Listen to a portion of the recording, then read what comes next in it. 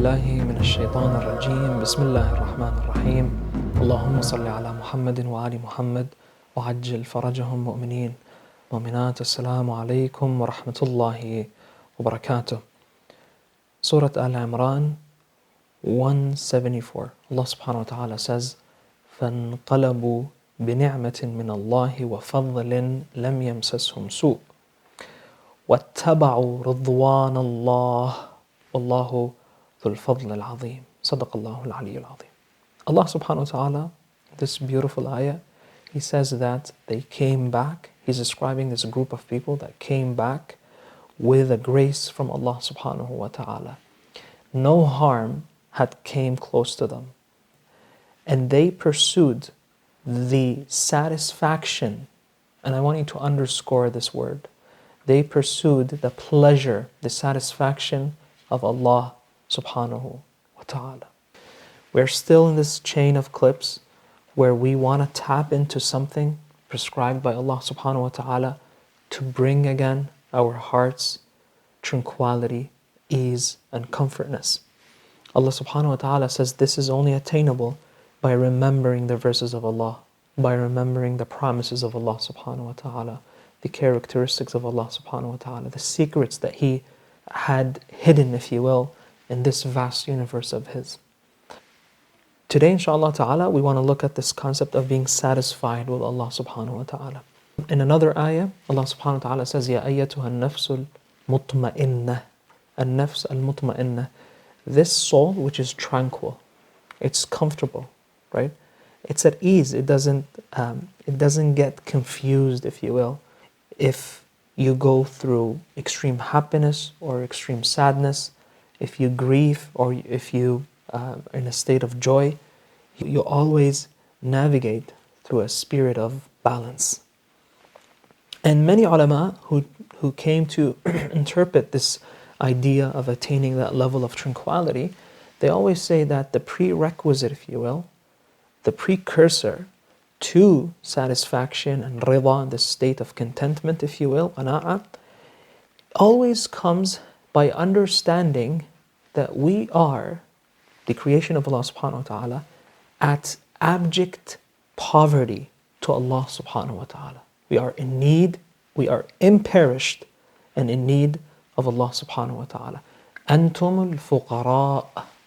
You are abject poverty. Wallahu huwal ghaniyyul hamid. Right? Our mere existence, my dear brothers and sisters, is what? It's just a grace from Allah subhanahu wa ta'ala. This is something that we really need to understand. قُلْ لَا أَمْلِكُ لِنَفْسِي نَفْعًا وَلَا ضَرًّا. Imagine, Allah subhanahu wa ta'ala says, say that I cannot bring any good to myself, nor I can repel anything bad away from myself. إِلَّا مَا شَاءَ اللَّهِ. Only with the will of Allah subhanahu wa ta'ala. So it's through Allah subhanahu wa ta'ala. Once we understand this, we then resort to Him. Then we can come closer to Him, right?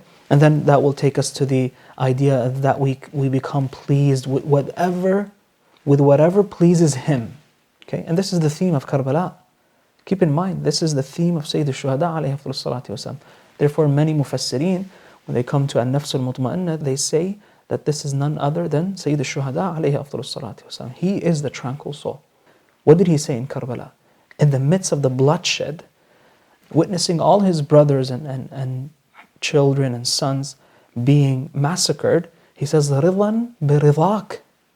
I am pleased with whatever pleases you, O Allah subhanahu wa ta'ala. Period. So now when I go through trouble, I know who do I resort to, right? To Allah subhanahu wa ta'ala. Because He is the ultimate giver, if you will. If Allah subhanahu wa ta'ala stops sustaining us, we cease to exist even. La hawla wala quwwata illa billah, right? We say that all the time. What does that mean? La hawla wa. There is no power. There is no strength. There is no will if it wasn't for the power and the strength and the capacity of Allah subhanahu wa ta'ala. But what do? We exhaust every chain of command before resorting to Allah, before asking from the all-knowing, right? Before asking for the ultimate sustainer, Allah Jalla wa Ala, we go to imperished people like me and you, and we ask them, to people who are abject poverty, and we ask them for help, right? Do you know what Al-Imam alayhi salatu wasalam says? He says, طَلَبُ الْمُحْتَاجِ مِنَ الْمُحْتَاجِ سَفَهٌ. The imperished, when he asks from an imperished, this is mere stupidity, right? Think about it.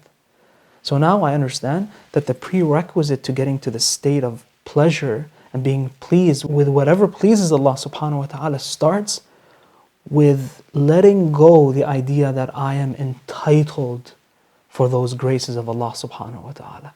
Rather, you are abject poverty, you are imperished, and Allah subhanahu wa ta'ala is the ultimate sustainer. Now we perfectly know who should we ask when we are in need. It's Allah Jalla wa ala.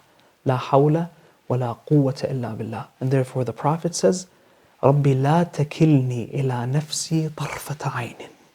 Don't let me rely on myself, not even a little bit. Wa sallallahu ala Muhammadin wa alihi tayyibin at-tahirin.